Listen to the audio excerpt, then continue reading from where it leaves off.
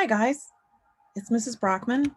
I am here going to make the video to go over the other two Alice Walker poems for the Literary Connections assignment. So I'm using Zoom. So I'm going to share my screen.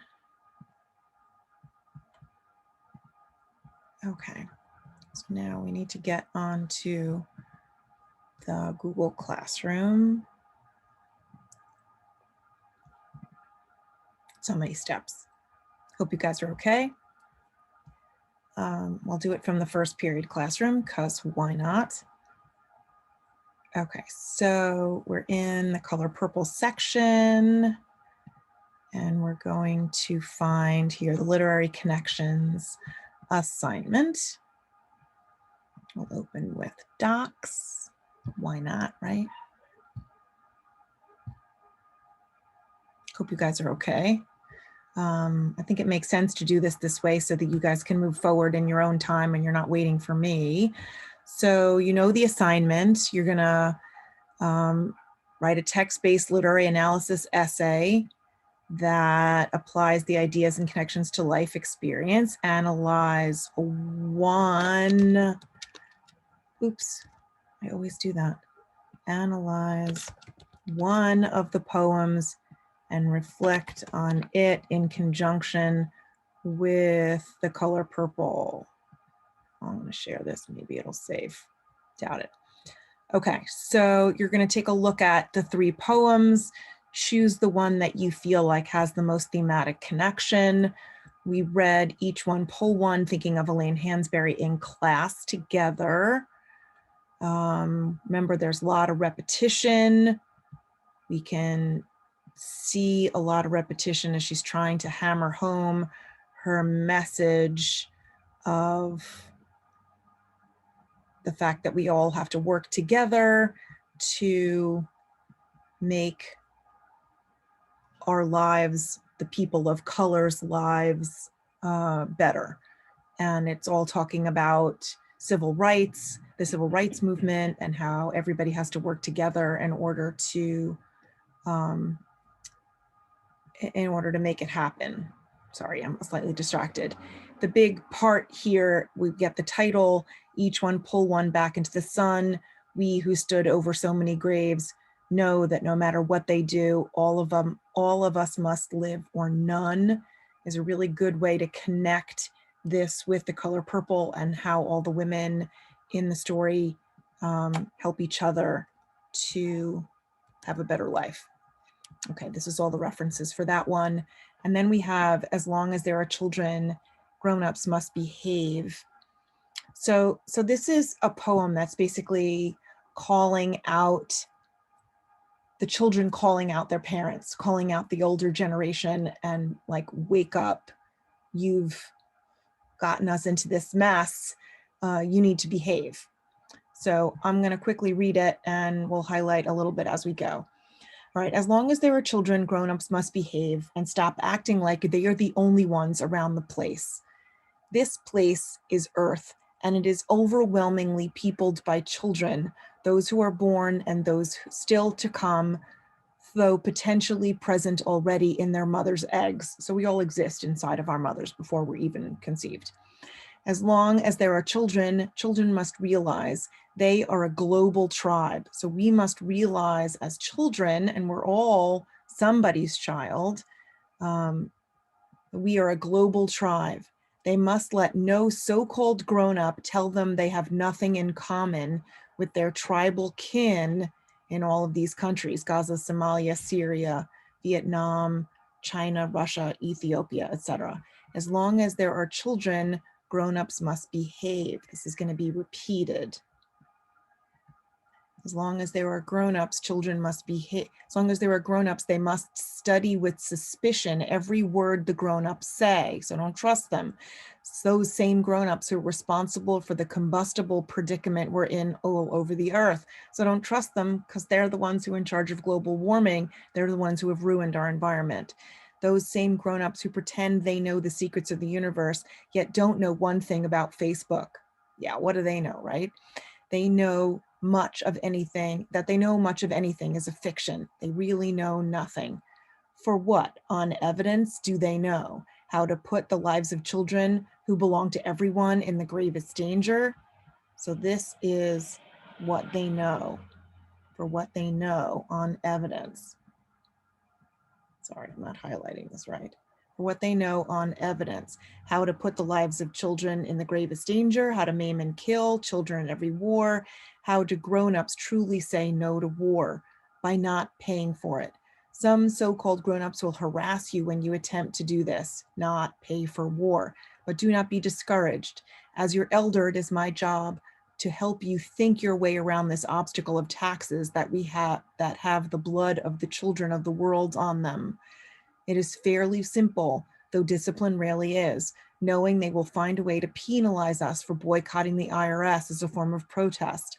I propose a simpler form of direct action, the number one, don't need it movement. What does this mean, you may well ask? It means that because money is all these so-called loud motorcycle. It means that because money is all these so-called grown-ups appear to understand, that we stop buying whatever new gadget they are selling. So the way to get at the heart of anybody, the way to change things is to hurt people in their wallets and don't buy the crap they're selling, like the latest iPhone or the latest and greatest of anything. I lost my place. We can withdraw the energy of our dollars without saying a word, or by saying and thinking or believing, with only our soul as witness. I don't need it. I don't need the endless distraction.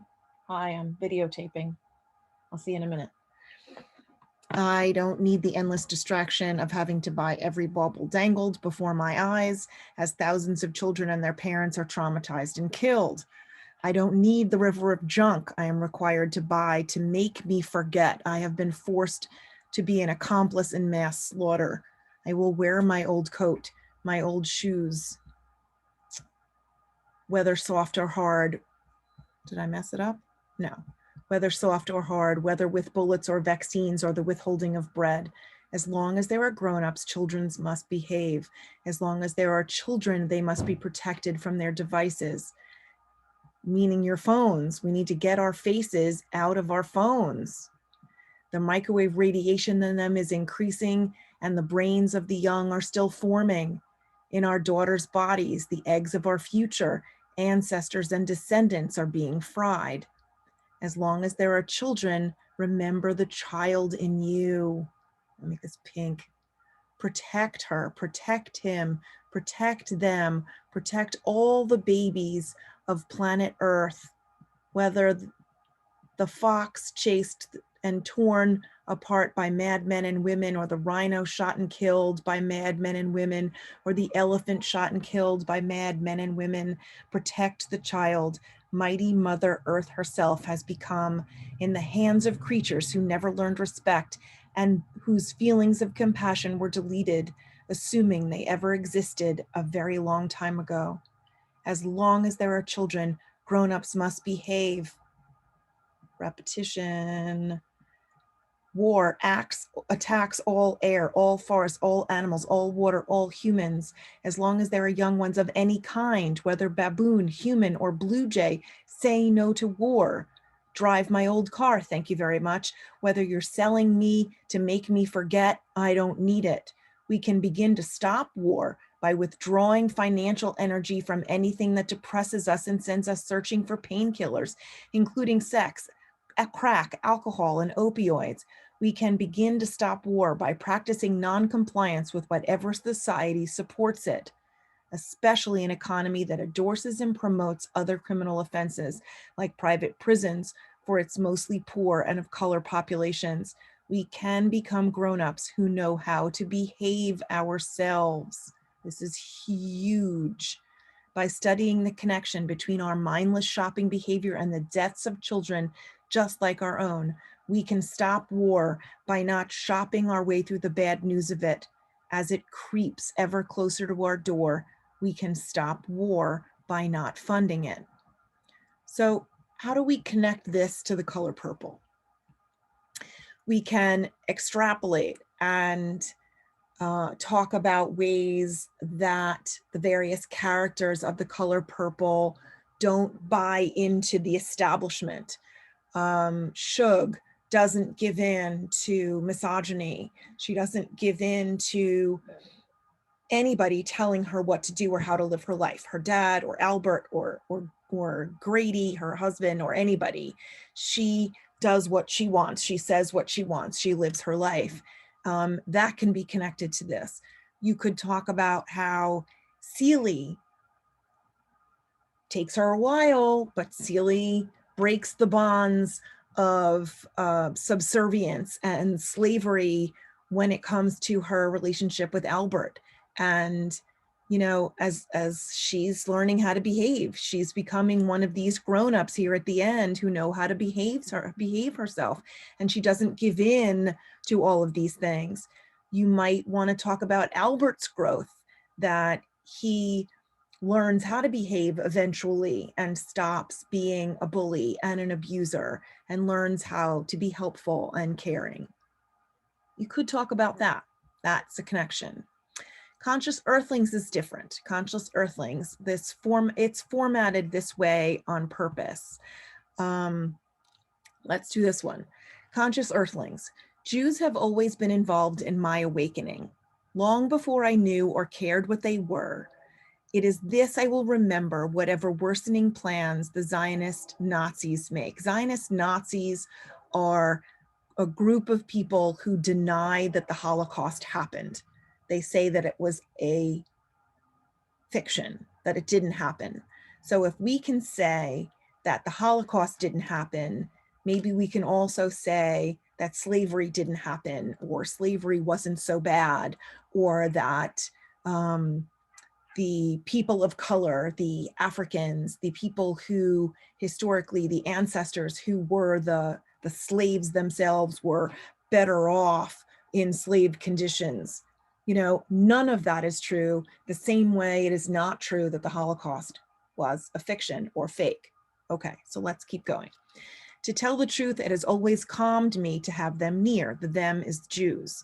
Carrying on, being smartass, getting into everybody's business, sit up, reading poetry, dissecting the good book with me, meaning the Bible, the only book allowed in jail. I will not lose this. Too much time has passed. I cannot be fooled. Zionist Nazis are not the Jews I know. Terrorists who would and do kill anyone and anything to get what they want. Control over everyone. I will never be divided from my friends, no matter how bad Zionist Nazis are making Jews look. So she's never going to abandon the Jews who are her friends, no matter how bad other pretend Jews or Zionist Nazis make the world think about Jews, okay? I like especially to see Jews standing firm with the same realization I also have, that the dream of one humanity, of one race of humankind is being born each day in every one of us who leave the race and culture and religion handed to us at birth and hold ourselves accountable today, this minute, to the standard of eternal caring for the one united tribe of conscious Earthlings. So how could this one be connected to the color purple? Well, if you listen to Sophia and Shug and Celie, and even later on, Mary Agnes or Squeak, same person, they kind of believe this.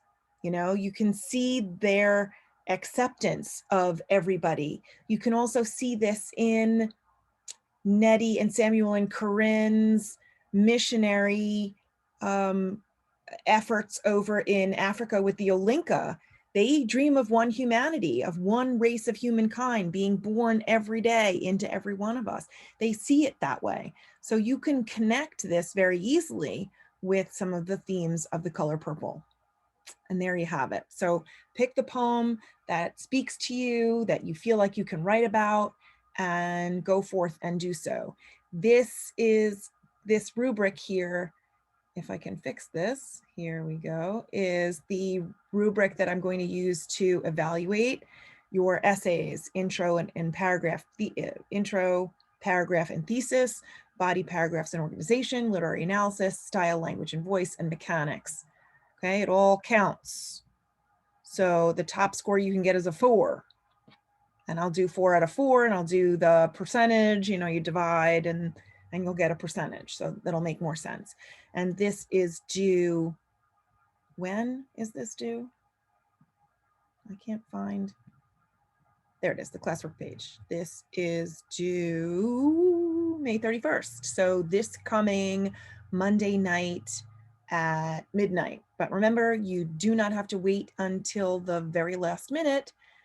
During Memorial Day weekend, you can write it anytime you want. And it doesn't have to be all that long. Remember, we're not talking, you know, a PhD thesis. This is, you know, one text-based literary analysis. So, you know, a page or two can't be done in 1 page, but 2 pages is probably fine. No worries, it's all good. If you have any questions, email me, marcybrockman@mccsd.net. Or you can message me through the Google Classroom, but I might not see it there. I'll probably more likely to check the school email more readily. So good luck. I'm sure you'll do great.